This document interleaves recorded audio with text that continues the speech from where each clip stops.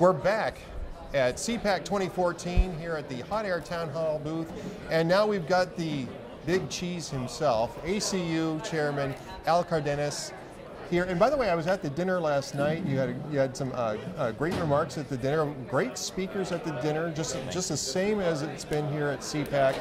Always a lot of fun. This is the 50th. This is the 50th anniversary for ACU, and I think it's which CPAC is this now? This is the 41st CPAC. The 41st CPAC. Right. I've been to 9 of them.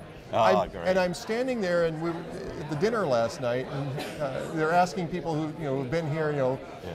I had to sit down after the first round, right? But people have been here 40 years. People have been coming here 40 years. It's an amazing event, and obviously the crown jewel of the ACU. Tell us a little bit about how you pull together something like this with all the disparate voices that we've got on the right side of the political spectrum, and making sure that we have a good representation of a full debate. Well, the first thing we do, of course, is engage most conservative groups as stakeholders in CPAC. And so we host 4 steering committee meetings. We invite the 200 plus conservative groups who are represented here at this conference. We ask them for advice. We advise as to the kind of panels we ought to have, subject matters we ought to discuss, who are the speakers that the movement is most interested in. And of course, over the last few years, we've gotten a wider discourse of and participation and recommendations because of a libertarian sector within the movement that wants its voices heard. And so we take all of these suggestions, which are triple the number of speakers we accommodate, 2 times or 3 times the number of panels we could possibly host. And then we do the best we can to shrink that to a workable size to fit within a 3-day conference. And by the time we finish the planning, we end up pretty much with with the feedback not only of our 200 plus participants, but of the organization itself and our board members. And sometimes we may not have someone here. It's not because we didn't want to, but they had prior engagements and couldn't come. And so every once in a while, they say, "Oh, he didn't invite so-and-so." Well, we did. It's just that so-and-so wasn't available. And sometimes so-and-so had been here past 2 or 3 years, and maybe conservative movement needs to hear from someone else they may have not heard from. So, but by and large, we're pleased by the vetting we go through. It's not easy, it's not perfect, but it's as thorough and representative as it can be. Sure, and when you're dealing with that many issues, obviously there's going to be some hiccups along the way, and it happens every year. We know this. Yeah. But a couple of things that did come up was the fact that there wasn't really a pro-life panel this year, which was a little bit of a disappointment to some of the pro-life activists. But we were also seeing debates about the mission of the war on drugs. What should be the scope, what should not be the scope. And these are all important issues too. I mean, and I was just thinking to myself, because our colleague Mary Catherine Ham was on that panel about marijuana legalization. I was thinking to myself, 41 years ago when you were starting off with this, I'm sure that nobody would be thinking that this would be a big topic later on down the road. Here's the challenge. There are issues we've won within the movement. Yes. This CPAC is about motivating conservatives, not America at large. Yes. And so there are issues we've already won, and there are issues that remain to be won. We've won the war on being pro-life. And so you want to have a conversation on pro-life on a panel. Well, we already won that war. There's nobody here who's challenging the conservative movement not being pro-life. And so we move on to the next issue that we haven't won yet. And so my friends want to talk about issues that we've won already. And the whole purpose of this is to be persuasive and gain new ground. And also keep in mind that about 3 times more people attend the main stage individual speakers than attend panels. Right. And so who did we have yesterday? Mike Huckabee talking only about social issues. We have Ralph Reed talking only about social issues. The keynote speaker at CPAC is Reverend James Robinson. What a great speech that was, by an the way, eloquent social conservative. And the purpose of yesterday was the fact that, being a conservative is not about the size of government alone. It's about it's about who you are. because most of the answers don't come within government. If you believe in limited government, then you have to shoulder more of responsibilities. Be a good parent. Be charitable to your neighbors. Be a good patriot. These are things that government can't do for you, but yet they encompass the being of what being a conservative is all about. So part of CPAC yesterday was reminding ourselves who we are as conservatives, not just what solutions do we have for government challenges. We were talking just before we started the interview about member of European Parliament. I made the same mistake in the interview with him that I did.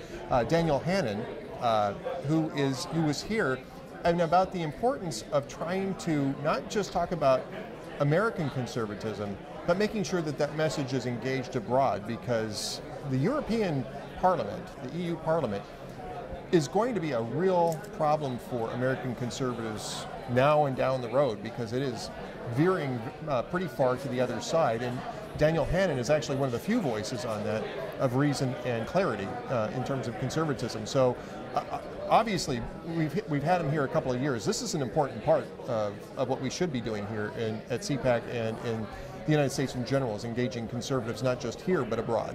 Well, look, conservatives in America can't shoulder the burden of the whole world. Right.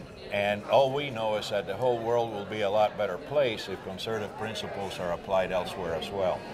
European Union is taking a sharp turn to the left to the detriment of the freedoms that we know as Americans. Dan Hannan is one of those courageous voices that are becoming a minority in Europe.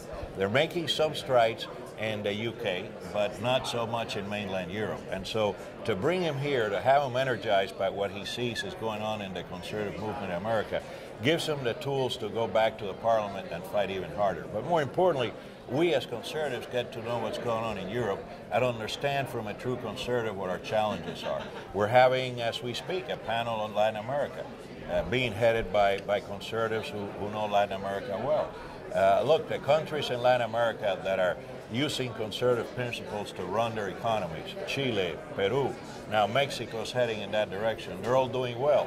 The countries that have adopted socialism, Venezuela, Bolivia, Nicaragua, Cuba, they're ruled by despots, and countries where the people are not doing well. And so we're talking about spreading the conservative gospel throughout Latin America, and that panel's here for that. So, you know, we care about the movement, its principles, but they need to apply not just to America. We need friends around the world to help carry the banner. And one other point on that is we had a great contrast here between two good Republican senators, two solid Republican senators, Senator Rand Paul, who was here earlier, and Senator Marco Rubio, who both conservatives, one libertarian conservative, the other one's more of a what you'd call maybe a traditional conservative, showing two different visions of America's engagement with the world. And that's the debate that you want to have here, right? That's the debate that we want to be able to have in the hallways and in the panels and on the stage.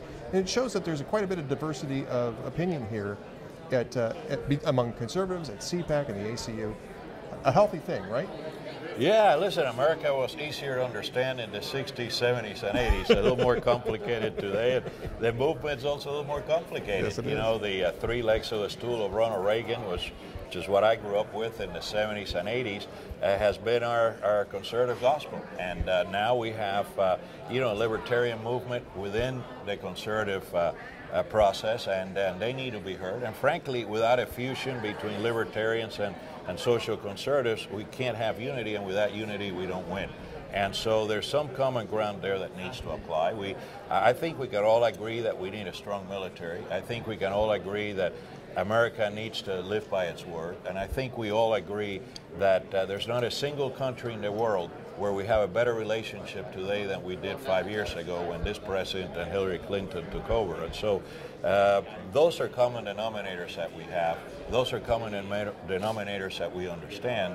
And what our rules of engagement should be are worthy of discussion. But the basic premises of a strong military, our positional leadership in the world, and being friends to our friends and not so much to our enemies is really a much better mantra than what the liberals provide. Cardenas, thank you so much for coming down here and speaking with us. Yes. We are here from CPAC 2014 at the Hot Air Town Hall booth. We'll have much more later on.